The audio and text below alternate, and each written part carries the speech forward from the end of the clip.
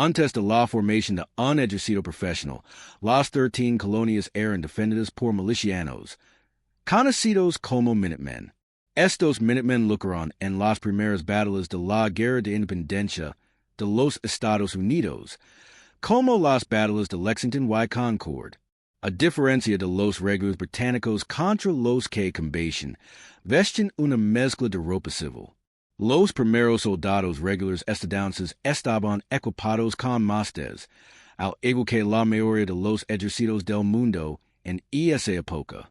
Durante los primeros años de su existencia, el ejército estadounidense no estuvo formalmente organizado hasta que el oficial prusiano Friedrich von Steuben los disciplinó y transformó en una verdadera fuerza de combate en Valley Forge.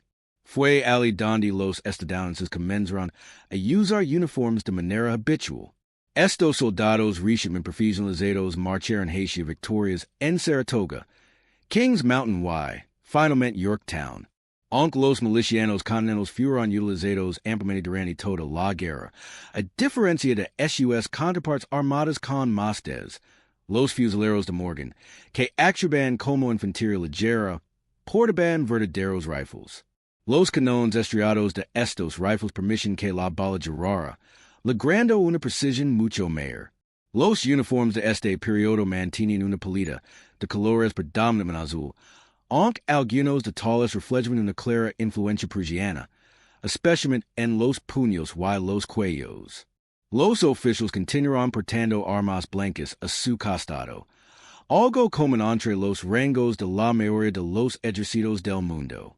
Las empuñaduras de los sables estadounidenses estaban diseñadas con forma de cabeza de águila, consolidando aún más al águila calva como símbolo de la identidad estadounidense. Las fuerzas estadounidenses lograron mantenerse firmes y sostener sus posiciones durante el asedio de Fort Texas. Aunque el color azul seguía siendo predominante, hubo un cambio notable en el uso de dacados.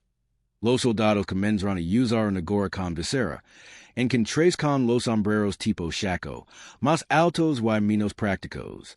Las tropas de la Unión, también conocidas como federales, vestían casacas azul oscuro y gorras tipo kepi, inspiradas en el diseño francés. Aunque este era el uniforme estándar de la Unión, algunos regimientos optaron por atuendos completamente diferentes. Cuando los Estados Confederados se separaron de la Unión, el ejército confederado adoptó tonos gris y colores más terrosos. Durante una gran parte del inicio de la guerra, los soldados confederados tuvieron que conformarse con máscaras más antiguos y menos efectivos. Existe una clase de regimientos de infantería ligera vinculados principalmente al ejército francés, especialmente unidades que servían en el norte de África. En Estados Unidos, un hombre llamado Elmer E. Ellsworth dirigió antes de la guerra una compañía de instrucción llamada Los Cadets, que entrenaban siguiendo el estilo de sus homólogos franceses. Unidades de este tipo surgen en ambos bandos del conflicto, como el 11 Degree Regimiento de Infantería de Nueva York de la Unión, conocido como los New York Fire Zouaves. A medida que Estados Unidos entró en su fase expansionista, el ejército continuó modernizándose y adaptándose al cambio en campo de batalla. Aunque inicialmente fue introducido para las lejanas regiones del oeste, el sombrero de Decino Montana Peak fue adoptado como gorra de servicio del ejército. En esta época, el ejército también desarrolló uniformes ligeros tropicales para sus campañas en Asia Oriental. Cuando Estados Unidos entró en la Gran Guerra, había adaptado gran parte de la experiencia de sus aliados británicos, incluyendo el casco de acero Brody, a menudo apodado casco Doughboy, y el uniforme de combate color khaki y oliva. La fuerza expedicionaria estadounidense luchó hasta alcanzar la victoria en el frente occidental. Más adelante, las fuerzas terrestres de Estados Unidos debutaron en la Operación Torch, combatiendo junto a los británicos en el norte de África contra el feroz Africa Corps alemán, logrando finalmente expulsar a los nazis hacia la península italiana. observando la efectividad de los paracaidistas alemanes Fallschirmjäger, Estados Unidos desarrolló sus propias tropas aerotransportadas, que contribuyen de manera decisiva a la victoria en Europa. Desde los desembarcos nocturnos previos al día D hasta la invasión de Alemania, la infantería aerotransportada estadounidense fue crucial para la victoria aliada. Los Rangers eran fuerzas de infantería ligera de élite, organizadas en formaciones del tamaño de una compañía. Son famosos por haber escalado los acantilados de Point du Hoc el día de para neutralizar países de artillería, aunque estas habían sido evacuadas poco antes por los alemanes. También alcanzaron gran prestigio en Italia, en la cabeza de playa de Anzio, antes de la Operación Shingle. Para el momento de la Batalla de las Ardenas, las unidades aerotransportadas ya habían combatido en gran parte de la Europa ocupada por Alemania, y resistieron con firmeza durante el asedio de Bastogne, entre diciembre de 1944 y enero de 1945. Los endurecidos Screaming Eagles de la 101 División Aerotransportada defendieron la ciudad frente a intensos ataques alemanes. Los Marines de los Estados Unidos, bajo la Marina estadounidense, conformaron la mayor parte de las fuerzas terrestres en el Teatro del Pacífico.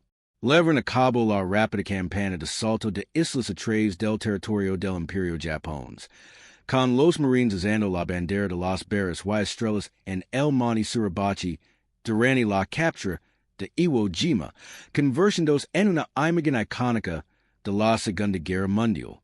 Las fuerzas aéreas del Ejército fueron responsables de la mayor parte del combate aéreo durante la guerra, reconocidas por sus alas con la insignia de Hap Arnold y la famosa hélice alada en sus uniformes. Finalmente, las fuerzas aéreas del Ejército fueron responsables del uso de las dos armas atómicas lanzadas sobre Nagasaki y Hiroshima, poniendo fin de manera rápida, aunque controvertida, a la guerra en el Pacífico. Tras la Segunda Guerra Mundial, estas fuerzas se separaron del Ejército para convertirse en la Fuerza Aérea de los Estados Unidos. Después del final de la Segunda Guerra Mundial, los infantes estadounidenses permanecieron relativamente sin cambios en cuanto a equipo y experiencia, aunque ahora eran una fuerza endurecida por la batalla, con experiencia en todos los rincones del mundo. Para entonces, las Fuerzas Armadas de los Estados Unidos en su conjunto habían sido desegregadas mediante la Orden Ejecutiva 9981 del presidente Truman. Durante la Guerra de Vietnam, las fuerzas terrestres estadounidenses no solo combatieron contra Vietnam del Norte y sus tácticas de guerra de guerrillas, sino también contra las duras condiciones tropicales del propio Vietnam. Los uniformes se desgastaban hasta literalmente desintegrarse del cuerpo del soldado. Un uniforme roto llegó a convertirse en un signo de experiencia y veteranía. Cuando la guerra terminó, muchos soldados tuvieron dificultades para readaptarse a la vida civil tras regresar a casa. Hasta el día de hoy, los veteranos de Vietnam siguen siendo el grupo más numeroso de ex-invasiones militares en Estados Unidos. En 1990, el ejército iraquí invadió Kuwait. Esto provocó sanciones económicas por parte de los miembros de las Naciones Unidas, y la formación de la mayor coalición de naciones aliadas desde la Segunda Guerra Mundial. Las transmisiones de noticias en vivo mostraron a las fuerzas estadounidenses vestidas con uniformes de camuflaje adaptados al entorno desértico durante la Operación Escudo del Desierto, y la posterior Operación Tormenta del Desierto al año siguiente. Cuando Kosovo declaró su independencia en 1999, las fuerzas serbias fueron enviadas para reconquistar la República Separatista y iniciaron una campaña de limpieza étnica. Las fuerzas de la OTAN intervinieron y pusieron fin al conflicto tras 78 días. Las tropas estadounidenses ya estaban equipadas con nuevos chalecos antibalas, derivados de los antiguos chalecos antiescuelas utilizados durante la Guerra de Vietnam. Los trágicos atentados del 11 de septiembre de 2001 llevaron a las tropas estadounidenses a marchar hacia Oriente Medio para iniciar la campaña internacional conocida como la Guerra global contra el terrorismo.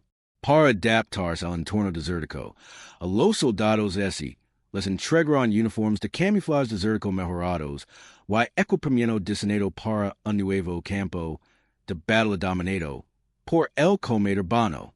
Con el tiempo, el ejército de los Estados Unidos decidió unificar esos patrones de camuflaje. En lugar de mantener dos destinos separados, ese intentó crear un patrón universal.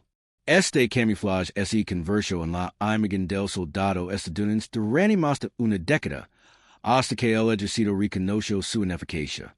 Hoy en día, el soldado moderno utiliza un uniforme de combate adecuado, mientras continúa la lucha contra el terrorismo en Oriente Medio. Los infantes del ejército, entrenados principalmente en Fort Benning, Georgia, conocido como el hogar de la infantería, siguen siendo la columna vertebral de las fuerzas terrestres. En 2019, el Ejército de los Estados Unidos presentó un nuevo uniforme de servicio que evocaba los días de la Segunda Guerra Mundial y Corea.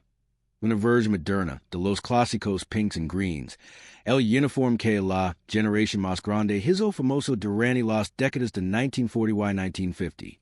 En el Cementerio Nacional de Arlington, los soldados del Tercer Regimiento de Infantería, conocidos como the Old Guard, mantienen guardia en la tumba del soldado desconocido.